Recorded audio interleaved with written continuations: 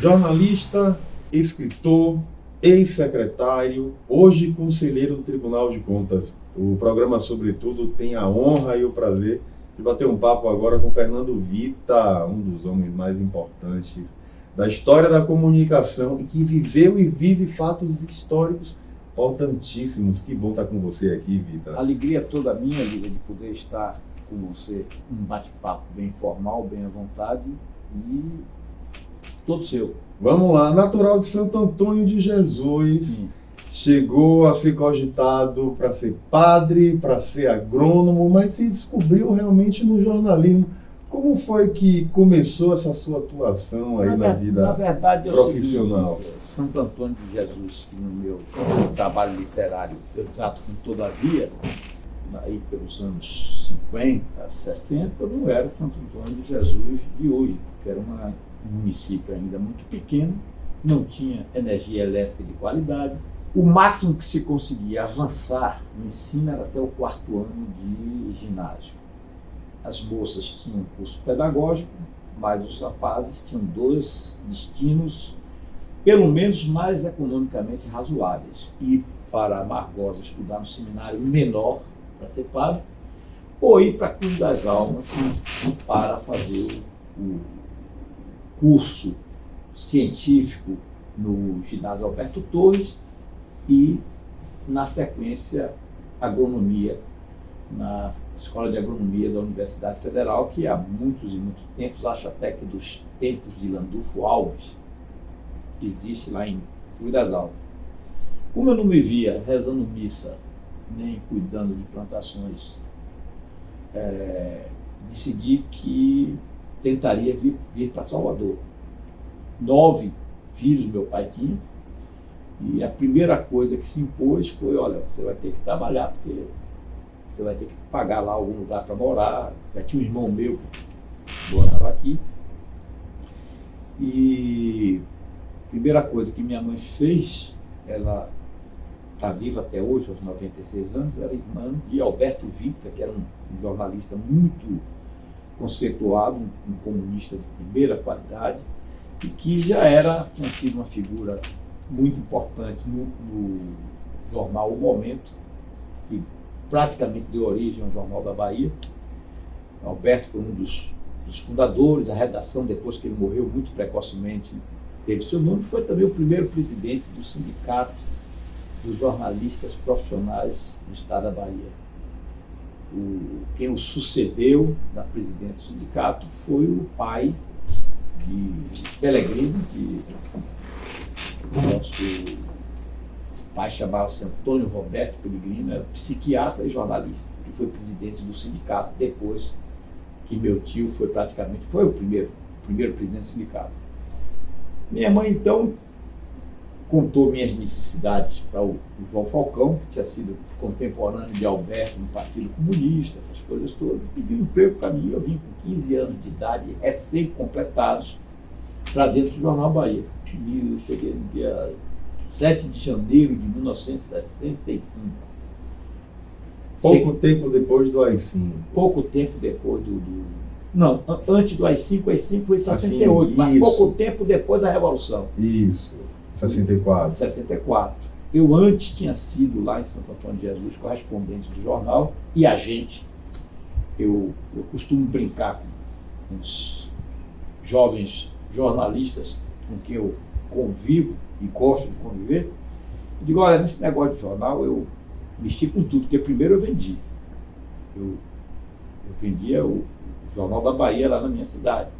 Além de ser o correspondente, eu era o agente. Saía 2 jornais que chegavam lá, assim, que disputavam mais o pequeno mercado de leitores locais, era a Tarde do Jornal da Bahia. E eu dei um azar que no dia da minha estreia como vendedor do Jornal da Bahia, agente, como ele chamava, um título pomposo, de pompa. O meu trabalho era ir no trem, pegar o pacote de jornal, conferir se chegaram certo, encaixar os cadernos, sair distribuindo, vendendo. Tinha também uns 2 moleques que ajudavam nessa tarefa. Mas, coincidentemente, eu comecei a visitar o Jornal da Bahia no dia 1º de abril de 1964. Um dia depois da da Revolução, do chamado golpe de 64. E nesse dia, exatamente nesse dia, o Jornal da Bahia chegou completamente censurado.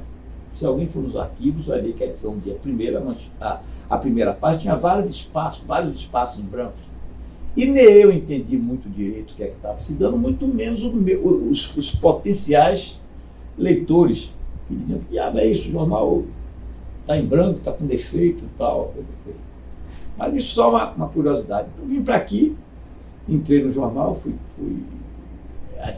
inicialmente era uma espécie de boy de luxo, trabalhando na área de almoxarifado, mas ali em contato permanente com a redação, porque eu era o cara que liberava as folhas de papel de lauda para os caras escreverem, era eu que liberava as canetas BIC para os repórteres, em síntese.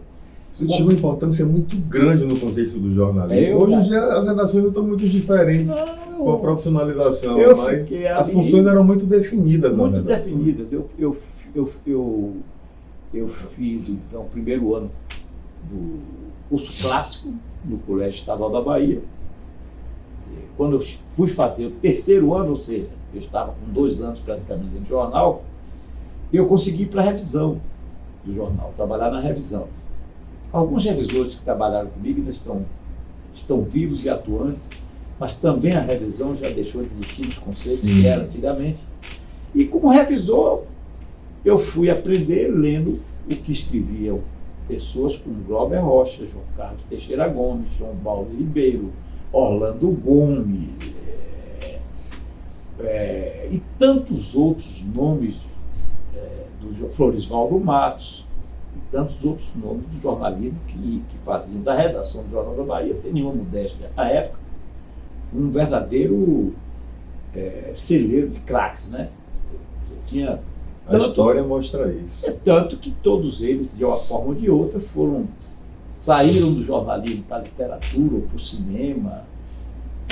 Haja vista Alberto Torres, Alberto Silva, o próprio Glauber, e tantos outros, sua quase absoluta maioria, comunistas convictos e de carteirinha, falar de outros mais recentes, Samuel Celestino, e outros que estavam começando a vida no jornalismo naquela época, Samuel Celestino e tantos outros bons jornalistas.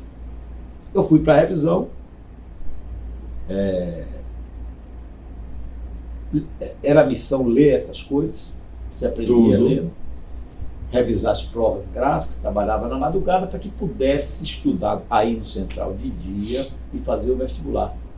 Eu fiz vestibular para a Faculdade de Direito da Universidade Federal, fiquei 2 anos no curso de Direito, houve uma crise muito grande por conta de movimentos estudantis à época, a faculdade praticamente viveu períodos de imensas greves. Do outro lado do viaduto estava a Escola de Comunicação da UFBA à época, e lá já estavam, ou como professores ou como alunos, muitos dos meus contemporâneos dentro do Jornal da Bahia, do jornalismo. Paulo Marconi, Rino Marconi, Mariluce Moura e tantos outros, estudando e outros ensinando, como Carlos Elísio Libório, João Carlos Teixeira Gomes, Floresvaldo Matos. Rapaz, meu lugar não é aqui não. Do outro lado da rua. É do outro lado da rua. Eu não me vejo com pastinha de advogado. Aquela letra fria, chata do jurídico, né? Eu já estava, essa época eu já tinha sido aprovado no vestibular, eu já estava na condição de repórter do Jornal da Bahia. Já não era revisor, já não era boy de luxo. Já não era boy de luxo, ganhei um tempo. Era o dono da própria caneta. Ganhei uma chance para ir trabalhar, começar na reportagem. Começamos juntos, eu me lembro, 2 revisores. Luiz Augusto dos Santos, popularíssimo aliá. Sim. E eu, na reportagem, tendo como chefe uma figura ilustríssima que está vivo e sábio até hoje, um dos melhores textos que eu já conheci na imprensa toda da Bahia, Gilson Nascimento. E aí fomos trabalhar como repórter, e daí eu fui galgando outras posições, fui dentro do Jornal da Bahia, eu fui repórter especial, viajei muito por esse interior todo, fazendo matérias as mais incríveis, as mais desafiadoras. Naquela época viajava-se muito para fazer matéria no interior. Fui subchefe de reportagem, fui chefe de reportagem, fui editor de texto, editorialista. E depois disso, depois de anos no Jornal da Bahia, o Jornal da Bahia já começando a sua crise, que teve início fruto da guerra com Antônio Carlos Magalhães, aquela popular fase não deixa essa chama se apagar. O Jornal da Bahia já começando a pagar salários no dia 35, 38 do mês.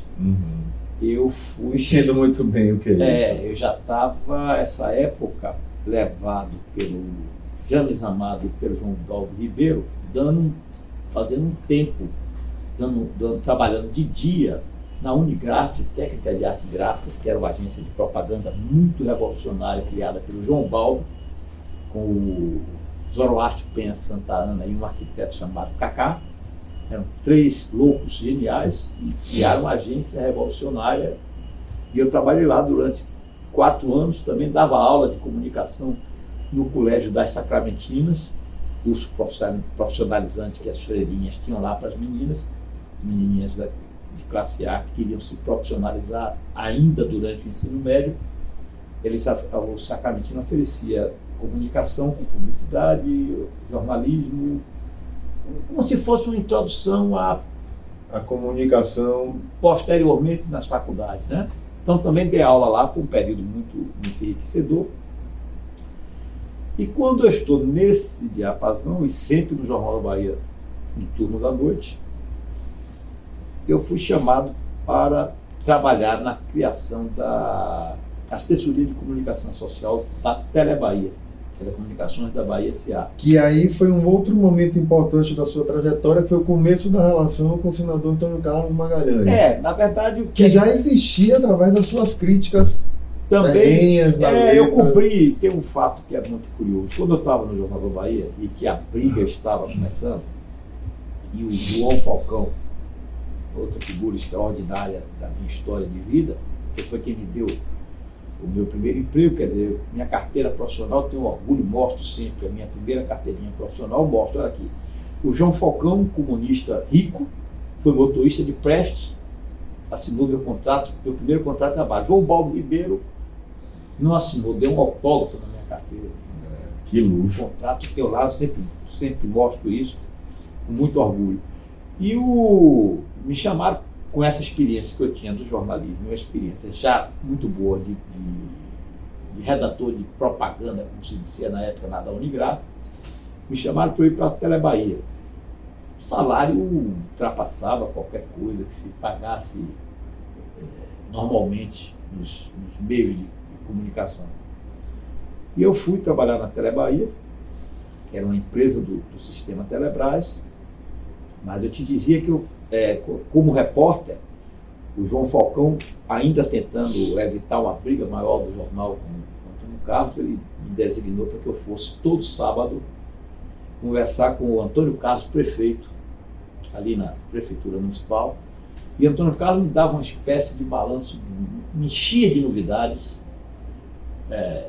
Na edição de domingo, o jornal sempre trazia uma matéria assim que ninguém dava durante a semana toda. E aí foi quando eu conheci o Antônio Carlos. Eu novinho, repórter calça curta, praticamente. Ele me contava coisas e me passava informações, sempre de muito boa qualidade, que ele gosta disso. Era uma e como ele tinha conhecido meu tio, Alberto, se meu tio fosse vivo, estaria hoje, teriam sido contemporâneos, e dizia, olha, seu tio foi um comunista sério que eu conheci, não roubou e apanhava e me entregava. E o Antônio Carlos acompanhou muito a trajetória do Juraci, quando a perseguição aos comunistas foi atroz, se empastelava jornal, prendia-se jornalista. O meu tio várias vezes foi preso, várias vezes apanhou, e o Antônio Carlos tinha esse referencial de eu ser sobrinho de Alberto Vita, então me dava muito boas informações. O tempo passou, me coube a missão de, quando Antônio Carlos estava finalizando o primeiro governo dele, governo nomeado, no último dia de governo, o Jornal da Bahia imaginava que saiu Antônio Carlos, entra Roberto Santos, agora o jornal vai respirar e tal, vai ter uma trajetória nova, sem as pressões do Antônio Carlos, sem as perseguições que ele movia. Que eram bem peculiares do senador. Muito, né? bem peculiares do senador, como estão sendo peculiares hoje de nosso presidente da República, quer dizer, do país. O jornal imaginava que ali ele ia respirar, porque os anunciantes votariam sem pressões do governo. Em síntese, todas essas coisas que a história registra e que foram sempre muito tratadas. E o jornal preparou uma edição do último dia do governo de Antônio Carlos, esquecer-se de uma coisa fundamental, um editorial, tipo assim, Fechando colocando a pá de cal. fechando o ciclo. O nosso editor-chefe chamava-se João Carlos Teixeira Gomes, tinha tido um problema, tinha ouvido um mergulho que ele deu em Mar Grande, e estava afastado da chefia da redação, estava sem condição de trabalho. Chefiava a redação Rafael Pastore Neto, também Rafael já morto, o nosso Joca, graças a Deus, vivo e atuando. E lá para as 7 horas da noite, o João Falcão, fizemos tudo no teu editorial, como é que se faz uma edição do último dia de governo desse seguidor e não se tem um editorial? E aí, procurou na redação quem pudesse fazer, eu já fazia os editoriais de vez em quando, fiz um editorial, sabe, aquele editorial truculentamente duro, chamado Fim de Banquete. Meu Deus. Fim de Banquete. Escrevi esse editorial, primeira página no Jornal da Bahia. Assinado? Assinado não, editorial. Como editorial. Editorial. Mas óbvio que ele ia todo saber mundo quem foi sabia que fez. quem é que fez e tal. Fim de Banquete. Aí, tempo passa, Antônio Carlos foi governador outras vezes, ele tocou a vida dele, eu toquei a minha na Telebahia, ele vira o primeiro-ministro civil escolhido pelo então presidente indiretamente eleito, Tancredo Neves, que não veio a tomar posse. Mas o Antônio Carlos foi o primeiro, isso é uma curiosidade que poucas pessoas sabem, o Antônio Carlos já era ministro do que quisesse no governo de Tancredo Neves, por aquela atitude que ele teve de desancar o brigadeiro Délio Jardim numa entrevista que chamava o Délio de traidor, e que o Tancredo, que era um político arguto, sabia que aquilo dito por Antônio Carlos naquela hora tinha uma importância fundamental para desarmar a candidatura de Maluf contra a dele, né? O Antônio Carlos, naquela eleição, era ele que era do lado do governo militar, ele advogava a candidatura do Mário Andreasa. E a banda mais dura queria o Maluf. E o Antônio Carlos chamava Maluf de ladrão, naquela época. Como morreu chamando. Morreu chamando.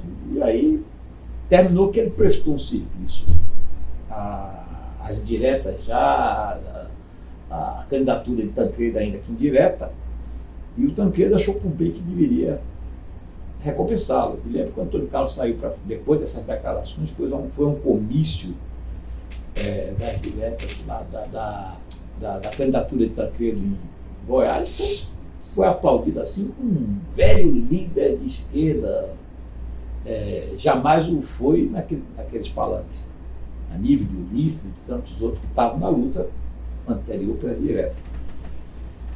Então, Antônio Carlos virou ministro das Comunicações e, eu, com minha equipe, nós temos uma equipe muito boa na Telebahia, fazemos um trabalho de comunicação para a Telebahia na área de propaganda, jornalismo, relações institucionais, tanto para dentro da empresa como para fora da empresa, a nível de Estado todo e até de Brasil, que era uma empresa que se propunha, ela que quando virou Telebahia era uma merda, ela estava chegando um patamar de qualidade que ela virou uma espécie de teleexemplo para as outras empresas de telecomunicações pertencentes às Telebrás, telecomunicações do Brasil, telecomunicações brasileiras, aquela empresa, a empresa Oi. Isso muito em função do trabalho de um presidente jovem que a empresa tinha, chamado Sebastião Esteves Alfa, com quem eu muito aprendi na questão de gestão, essas coisas. E ele é exemplo do próprio Antônio Carlos, era um camarada que delegava demais. Você pensava, levava, ele aceitava e deixava você fazer, lhe dava toda a condição de trabalho. Era um líder. Era um líder, muito, muito, muito competente.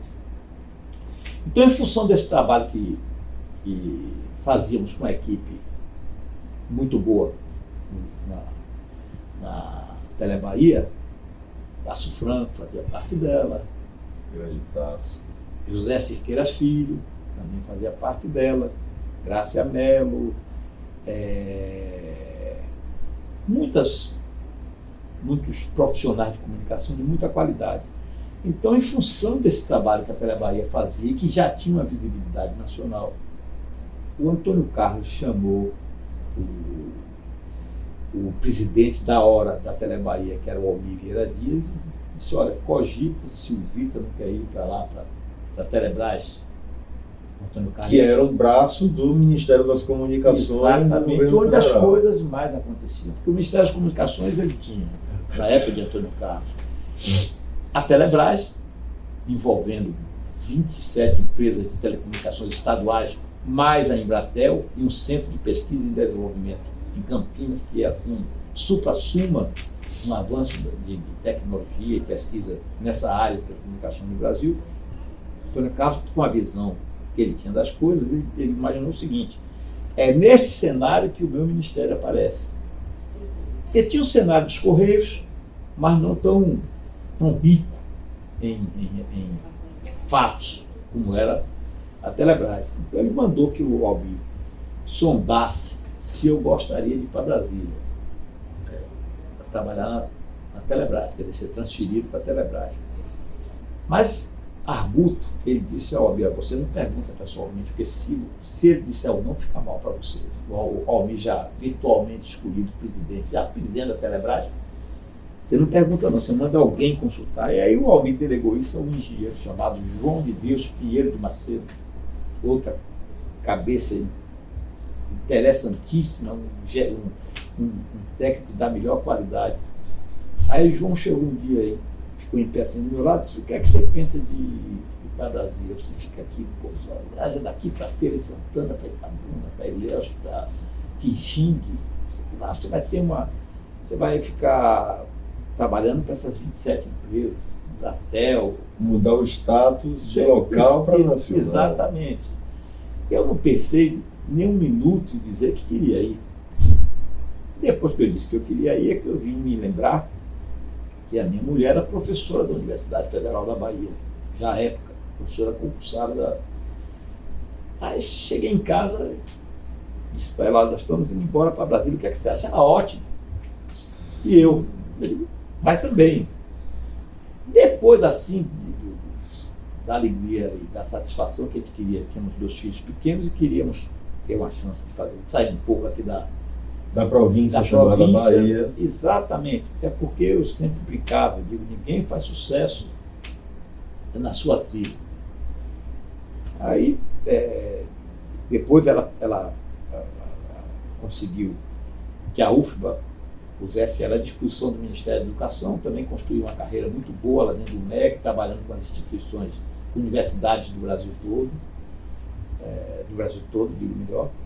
E eu fui para a Telebrás, fiquei de 85 a 91. Antônio Carlos veio ser governador da Bahia. Antes ele tinha mandado me sondar se eu queria trabalhar na campanha, cuidando da parte de comunicação. Eu disse: obviamente não vai dar, porque a Telebrás não vai me dar licença para isso. Então eu vinha para cá todo fim de semana e ficava acompanhando a campanha que ele estava fazendo para o governo, através dos vídeos que Fernando Barros, que era um dos coordenadores de campanha, mandava para mim, os programas eleitorais, digamos assim. E que era uma coisa completamente diferente de hoje. Você tinha bonequinho imitando o Rod Pires. Era um negócio com menos regras, Sim. né?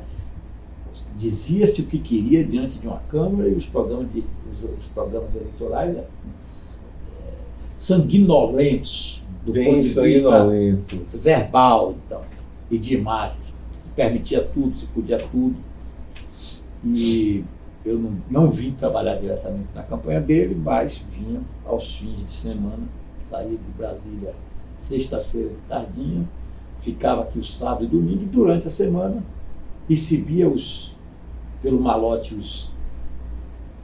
aqueles rolões de fita, de VT, assistia e mandava as considerações. Faz assim, faz assado, vamos, esse ataque aqui ficou assim, não ficou bom, está muito feroz, porque aqui não mexe com isso, em síntese. Porque é assim a campanha inteira. Ele eleito, e eu não votei nele nessa eleição, é outro detalhe, houve um recadastramento eleitoral, e eu já era eleitor, quer dizer, fui votar para presidente pela primeira vez. Era a eleição em que disputaram Lula, no fim ficaram Lula e Collor. Foi a primeira eleição que eu votei em Lula. Foi Lula e Collor? Foi. A primeira eleição de presidente, eleição direta do Sarney, foi Lula e Collor. Eu votei naquela eleição no Lula. E não votei. A eleição de governador foi antes, para depois ser de presidente. Ou a de presidente foi antes, não me lembro. Não eram juntas. E no dia na véspera da eleição do Antônio Carlos, eu pego uma maquininha de escrever portátil, uma Olivetti Lettera. Aí disse para ele, governador, ministro, mas você não vai votar aqui não? Eu digo, não, meu título é de Brasília. Ele fez, olha, se eu perder essa porra por um voto, você está fudido. Aí eu fui, quando ele foi eleito governador, ele me chamou, eu vim para o IDEB. Aí vim para ser o diretor do IDEB, mas no dia da posse, ele teve lá um desentendimento qualquer com o diretor que ele tinha, o diretor-presidente que ele já tinha escolhido para a empresa gráfica da Bahia, porque ele queria que esse diretor já entrasse tirando alguém que era diretor da empresa gráfica, que ele não gostava, que achava que era muito ligado a outras correntes políticas. E esse diretor, que era um deputado, mostrou alguma resistência de fazer isso, e ele não gostou. Disse, olha, você vai assumir essa empresa gráfica aí, ele chamava a imprensa oficial, você vai também acumular aí a presidência da imprensa oficial por uns 30 dias. 30 dias, esses foram os 4 anos do governo dele. Meu Deus. Então, foi o único caso que eu me lembro e que, ao mesmo tempo, acumulou IDEB e a empresa gráfica. 4 anos.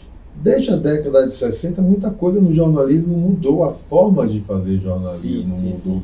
O que você considera de mais importante da mudança? A forma de acessar a notícia, que era tudo muito analógico e tudo muito difícil para fazer a notícia, para se consumir esse material. Uhum. E hoje está tudo no estado e na palma da mão. Eu diria que está muito mais fácil de fazer por uma série de razões e de recursos que vieram momentaneamente aparecendo. Por exemplo, eu me lembro na redação do Jornal Bahia, você tinha um aparelho de telefone da então Tebasa, não era nem Telebahia ainda, que você, para conseguir uma linha, você tinha lá um carinha que era um minotezinho boy, ficava ali, o fone fora do gancho, uma linha. Aí corriam 10 repórteres para pegar aquela, não, pedi primeiro, não sei o quê. Então veja, o próprio uso do telefone. Depois, Telex foi chegando, depois radiofoto. Veja que essas coisas vêm acontecendo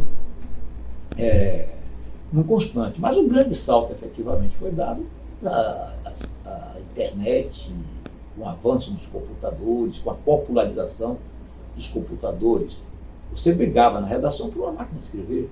Hoje em dia você resolve tudo do aparelho celular. Do aparelho celular, você fotografa, você filma, você faz o que você quiser. E naquela época não era bem assim, né? E o que é mais importante, a instantaneidade com que você vai a fontes de pesquisas muito exatas, muito competentes, desde que você saiba buscá-las, para complementar aquilo que você pensa ou que você pensa saber e não sabe direito. Então, nesse ponto, foi um avanço fenomenal. E o fato de, por exemplo, até recentemente, você ia ler um jornal do sul do país, aqui em Salvador, 4 horas da tarde, quando já não interessava mais. A notícia já estava... Hoje, 4 horas da manhã, eu pego meu tablet, eu leio os jornais que eu quero, vejo os programas em simultâneo, tem informação 24 horas sobre tudo que eu queira, inclusive com filtros. Eu só quero informação política, só vou ter informação política. Por outro lado, digamos, essa modernização, esse avanço tecnológico que deu velocidade, deu alcance à informação de forma muito democrática, por outro lado, veio inibir um pouco o trabalho eu não diria inibir, mas eu diria que veio tirar um pouco do romantismo do trabalho de jornalista, do repórter.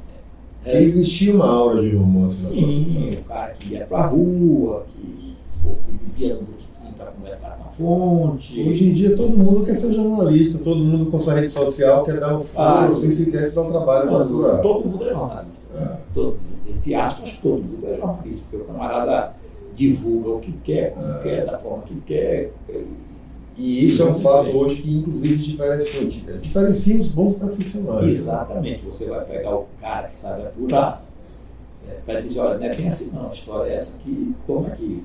O jornalismo investigativo, graças a Deus, que já foi forte lá atrás, o jornalismo investigativo, ele está cada dia mais se tornando fundamental nesse momento da popularização, da produção de conteúdo, eu não diria jornalístico, mas conteúdo informativo. Isso, até porque com as várias plataformas que a gente tem hoje é conteúdo mesmo que a gente Pois é, o carinha hoje que está dentro de uma redação e quer fazer o trabalho bem feito, ele tem todas as ferramentas para fazer, mas ele tem que também ter uma preocupação de ir um pouco além do que está na superfície. E por aí é que as coisas, e por aí que o jornalismo vem prestando a democracia aqui no Brasil, aqui na Bahia, fora da Bahia, do Brasil todo e até no mundo, vem prestando serviço à democracia, porque a cada instante você tá tendo o resultado de um trabalho um tanto mais corajoso e investigativo, desmascarando situações já tidas como absolutamente razoáveis e resolvidas do ponto de vista do noticiário. É esse um ponto que a gente pode entrar agora. O governo Bolsonaro é um governo marcado por um ataque frontal aos veículos de imprensa, aos jornais impressos. A gente vive algum tipo de risco à democracia com todos esses movimentos e todas essas críticas que o presidente do seu governo fazem hoje ao jornalismo no país? Olha, muito a propósito, eu estou lendo agora, concluindo, pouquíssimas páginas, Gianni, que é uma espécie de biografia romanceada do Mussolini, de como o fascismo surgiu na Itália. E você vai ver muitas verossimilhanças, comportamento de imprensa, comportamento de todos os órgãos, inclusive da igreja, com uma situação que vem se repetindo não só no Brasil, mas em outras partes do mundo. Nós estamos tendo fenômenos de mudanças radicais no jeito de fazer a política dos próprios Estados Unidos, na Hungria. É um movimento mundial. É um movimento mundial que muito a reboque das chamadas redes sociais e dessa evolução da rede internacional de comunicação tem provocado mudanças muito vigorosas no jeito do cidadão comum cobrar no voto a satisfação de suas demandas. E o Brasil, por uma série de razões que não nos cabe a mim, pelo menos, discutir aqui, terminou chegando a uma situação como a que nós temos hoje. Agora, o Brasil tem tido até então a diferença que as instituições funcionam plenamente nos seus também com seus problemas, mas tem funcionado perfeitamente. E é por aí que estamos caminhando. Vivemos um ataque à democracia, mas as instituições estão fortalecidas para entrarem na trincheira. Pelo menos tentam se manter firme nessa posição. E o Brasil teve um aprendizado de muitos e muitos anos, de 64 até 85, muita coisa, até o primeiro governo civil, que foi o Sarney, muita coisa aconteceu para nós todos, alguns mais jovens na época, outros mais idosos, e alguns como você, nem nascido ainda, aprenderem o que se deve fazer, o que se deve fazer e o que não se deve fazer com a democracia. Fernando Vitor teve essa experiência grande no jornalismo, na comunicação, Jornal da Bahia, governo federal, governo baiano, e se tornou conselheiro do Tribunal de Contas, que é uma área específica de um órgão de controle extremamente importante. Como você vê esse processo de mudança, sobretudo do controle externo e do combate à corrupção que a gente vê hoje no Brasil? Há algum tempo atrás era impossível a gente imaginar que casos como esse que vieram à tona através da Operação Lava Jato e de outras operações de combate à corrupção fossem possíveis no Brasil, né? Claro, eu acompanhei com muita atenção todas as operações de combate à corrupção, até aquelas anteriores à Lava Jato, que vieram lhe dar origem, com suas virtudes bem maiores que seus defeitos. A Lava Jato foi fundamental para se estabelecer no Brasil um posicionamento de que não há lugar para se fazer com dinheiro público, que se fazia e que se ainda tenta fazer em algumas partes. Não daria realmente para a coisa historicamente solidificada de tal sorte que a Lava Jato foi um choque térmico, foi uma coisa muito marcante, tem sido ainda uma coisa muito marcante, para que todos tivessem entendimento de que o público é público, o privado é privado, não se misturam. Não se entenderam muito bem, não. Tem muitos políticos que mostram isso no dia a dia, mas a gente pode colocar que a gente está passando por uma fase de depuração da política. Tem aparecido nomes novos na política, outros foram sepultados. Você tem um estado do Rio de Janeiro, tão belíssimo estado, com 4 governadores já presos ou que tiveram suas vidas vasculhadas. Então, esse é um momento muito particular. E nesse momento muito particular, os tribunais de contas, sejam eles estaduais, ou no caso da Bahia, o Tribunal de Contas do Estado, o Tribunal de Contas do município, é um momento muito singular para esses órgãos de controle e fiscalização, que também,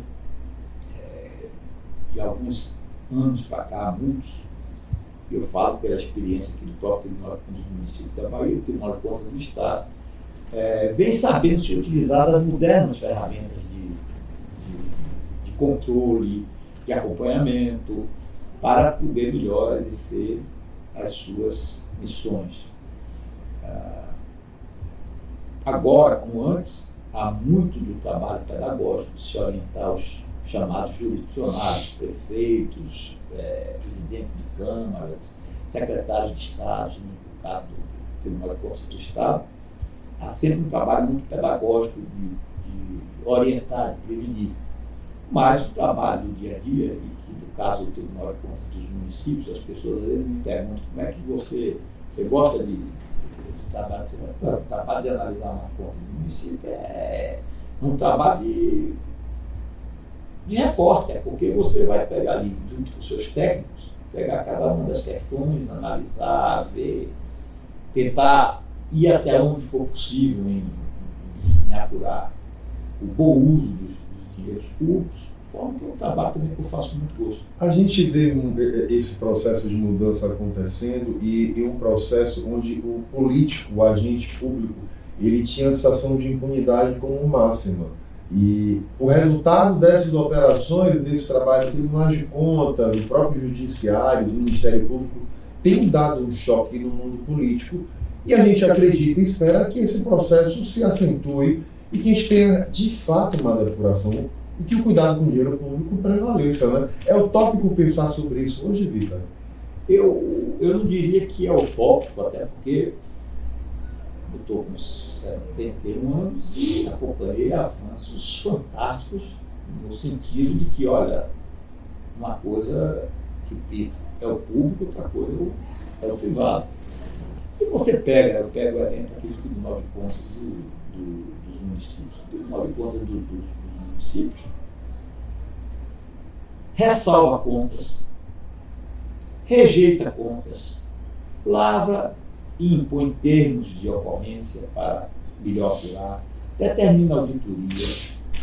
Agora, recentemente, vimos nos dedicando à realização de auditorias temáticas, ou seja, assim, tipo, pega um problema dentro do capítulo da educação, o transporte escolar, como é gerido nos municípios, sobre todos os aspectos, né? De custos, de qualidade, se o ônibusinho que precisa pegar o menino em tal ponto está saindo no horário, todos os aspectos que envolvem isso aí.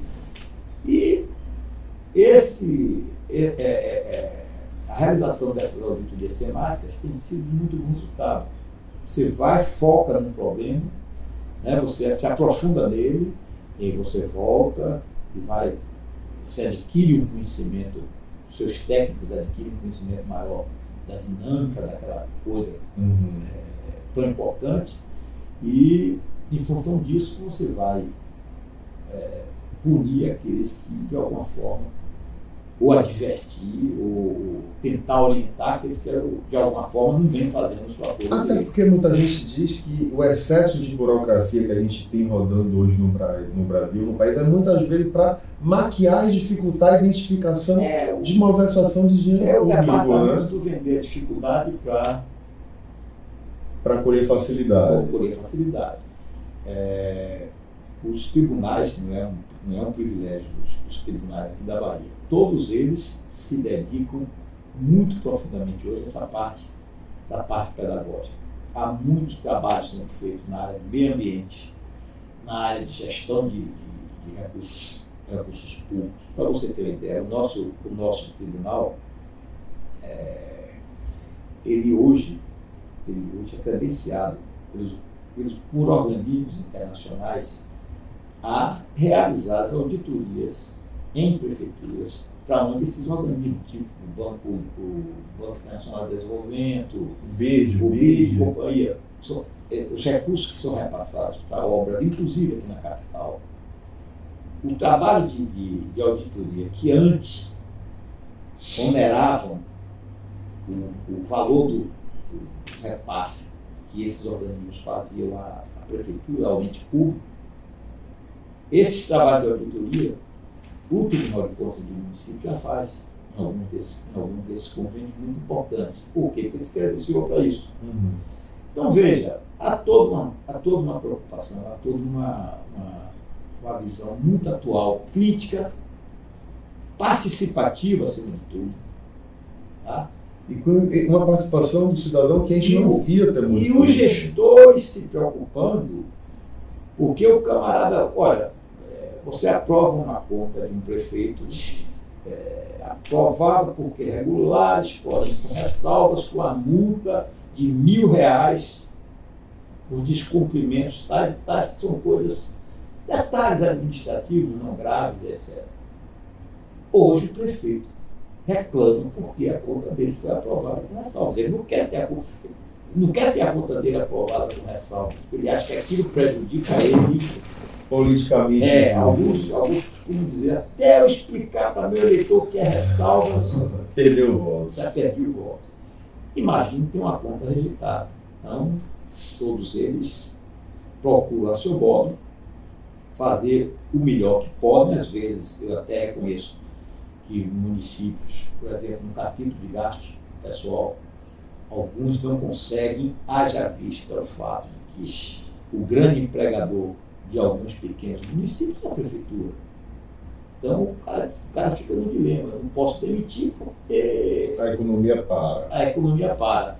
E eu não posso ultrapassar os limites estáticos que a lei de responsabilidade fiscal permite. Porque senão a legislação vai operar e pune, porque você está ferindo um princípio legal, né? E você não poder ultrapassar limites. Assim como a Constituição te impõe, um gestor público, não gastar menos que X% em educação básica, não gastar menos que X% em saúde, essa mesma legislação diz assim, olha, você só pode gastar com o pessoal até 54% da sua receita líquida. Por quê? Para evitar o empreguismo, para evitar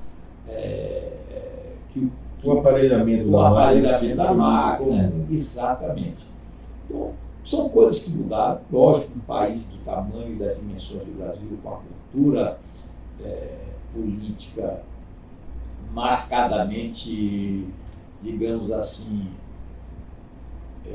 calcada em princípios burocráticos já muito superados, o passo a passo é um pouquinho mais lento. Mas eu lhe digo que, ultimamente, isso tem avançado e muito.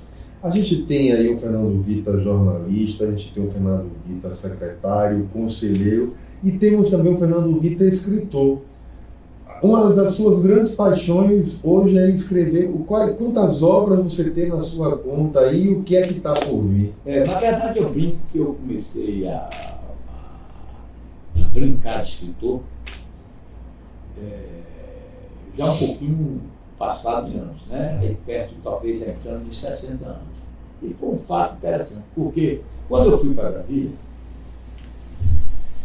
à tarde me facultou um espaço semanal, sempre às segundas-feiras, para eu fazer um artigo numa área que cada dia tinha alguém que escrevia, se não me engano, era ultraleve. E aí você, segunda-feira, que ocupava o espaço de ultraleve, era eu fazia alguma coisa a partir da de Brasília para cá, sempre uma visão de um fato mais nacional, contando com uma certa dose de bom humor as coisas, de forma que a coluna se coadunava muito com o que o espaço queria. Você começa a semana tirando sarro de alguma coisa, ou daqui da Bahia ou a nível nacional. E aí lá vou eu escrevendo essa coluna semanal para tarde, regiamente remunerado, pagava muito direitinho cada coluna dessa, quando me aparece um convite para escrever para o Pasquim, que era o semanário lá do Rio de Janeiro, que marcou época no combate dos anos difíceis que nós tivemos. E por que apareceu esse convite? Porque o Jaguar está vivo até hoje, aí perto dos 90, acho que 80, e agora no dia 29 de fevereiro, aniversário, fez 88 anos. O Jaguar procurava alguém para escrever para o Pasquim a partir de Brasília. E uma criatura que tinha lá em Brasília, ela disse, olha, tem um cara que escreve para tarde lá da Bahia, que escreve umas coisas engraçadas, não tem o espírito aqui que o Pasquim gostaria de ter. Aí o Jaguar disse, manda ele mandar alguma coisa para a gente testar. E a menina falou comigo, eu mandei, e logo a partir dali eu fiquei semanalmente um artigo à tarde, um artigo para o Pasquim. Tinha tempo para fazer isso. E fiquei no Pasquim escrevendo esse tempo todo. Isso me deu um pouquinho de peraí, estou escrevendo para tarde uma coisa que não é o jornalismo de dia a dia, estou escrevendo para o Pasquim uma coisa que não é para mim o jornalismo de dia a dia. Eu estou escrevendo coisas que são engraçadas para uns, são um pouco engraçadas para outros, mas estou tendo um bom resultado. E aí foi que me animei a entrar um pouco mais ousar e assim, um pouco mais na área da literatura. Fiz um primeiro livro chamado Tirem a Doidinha da Sala, que vai começar a novela, que era um livro composto por 13 contos, mas que juntos formavam um pequeno romance. Esse livro ganhou o Prêmio Braskem de Literatura e um pós-fácil do James Amado, o saudoso amigo James Amado, que eu digo sempre, o pós-fácil do James é 1000 vezes melhor que o livro todo. E James escreveu uma coisa muito, um apanhado crítico de como ele via o meu surgimento na literatura, mas porque James era um senhor escritor e um crítico literário da melhor qualidade. Aí depois eu fiz o Cartas Anônimas, aí já foi o livro por uma editora nacional, fiz o Avião de Noé, também pela mesma geração editorial, e agora o República dos Mentecaptos, que foi lançado em outubro, setembro do ano passado. Do ano passado. 2019. Tem algum aí, forno algum em mente, ou algum que você está nutrindo aí o desejo de escrever, mas que não começou? Eu estou numa fase de quarentena em que eu estou procurando ler muito, mas eu tenho aí alguns 2 projetos para, na hora que resolver sentar de novo para escrever, fazer. Para a gente finalizar, que mensagem, que recado você deixa para as novas gerações que estão vindo aí, ávidas por notícia, ávidas por informação, para a construção de uma sociedade mais igualitária e mais correta para se viver? Se é que a gente pode falar de uma sociedade correta num mundo tão plural como a gente vive hoje. A coisa que eu estou dizendo aqui, eu gosto muito de conviver com jovens como você, de estar batendo papo com eles, e até por essa coisa de ter escrito esses livros, e estar aqui no tribunal, eu sempre tenho a oportunidade de ser chamado para conversar de graça, sentar em boteco, ficar batendo papo e coisa que serve. O que eu digo é o que eu digo, a única dessa que eu tenho, que você tem que ter uma visão absolutamente crítica de tudo, que assim, do mesmo jeito que tudo está chegando à sua mão de uma forma muito fácil, a informação, você nunca pode deixar de exercer o seu senso crítico, ter informação em quantidade suficiente para ter o seu convencimento, para ter o seu sentido crítico das coisas e para criar conteúdo na sua cabeça para você falar, para você ouvir, para você opinar, para você exercer sua profissão, para você existir, para você não ser um Zé Mané, um bobo, uma massa de manobra de quem quer que seja, em qualquer circunstância.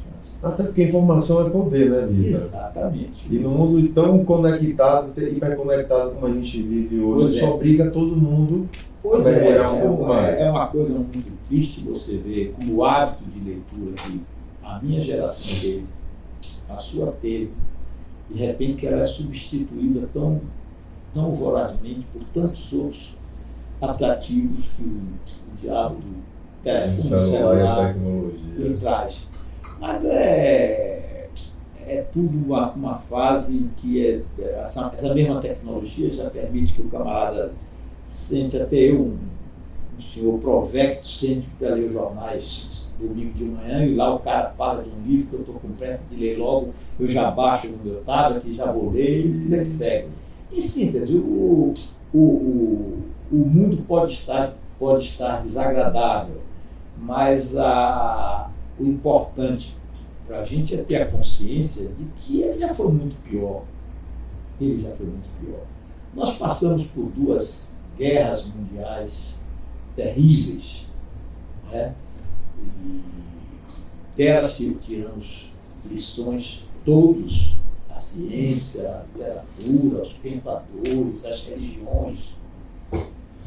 E o que nos resta é confiar muito nessas pessoas, nessas gerações novas que estão chegando, que estão tendo capacidade de mais rapidamente saber das coisas, aprender as tecnologias. E que essas novas gerações cheguem com a consciência desse processo. Desse processo, para que possam fazer um bom uso de tudo isso que está sendo posto à mão. Eu adoro brincar, e assim, basta aparecer qualquer coisa nova, mesmo que vá me dar trabalho para fazer. Eu quero fazer sozinho, por exemplo, logo que começaram os supermercados por internet, eu fui um dos primeiros caras a fazer aquilo, que o supermercado praticamente na porta de casa, por uma questão de curiosidade, porque isso funciona mesmo. Agora você já está naquela fase que a Amazon, o sujeito não precisa nem passar pelo caixa, ele chega lá, ele tem lá um número que dá acesso numa loja, ele entra, pega o que quer, vai embora, e depois a conta chega para ele. E daqui a pouco, com a chegada do 5G, sabe Deus aonde a gente vai parar. Vita, Lira, obrigado pelo papo. Acho que obrigado a foi você, foi uma alegria muito grande poder conversar com você. bom demais. Acho que uma aula de história para quem está nos assistindo. Espero que gostem. O programa Sobretudo, o canal Muita Informação, está no ar justamente para levar informação, levar conhecimento, levar... Fico muito grato a você por essa oportunidade e conte sempre comigo quando quiser. Obrigado. E para você que está nos assistindo, se inscreve no canal, acompanha a gente no Muita Informação e até o próximo programa Sobretudo. Tchau. Obrigado.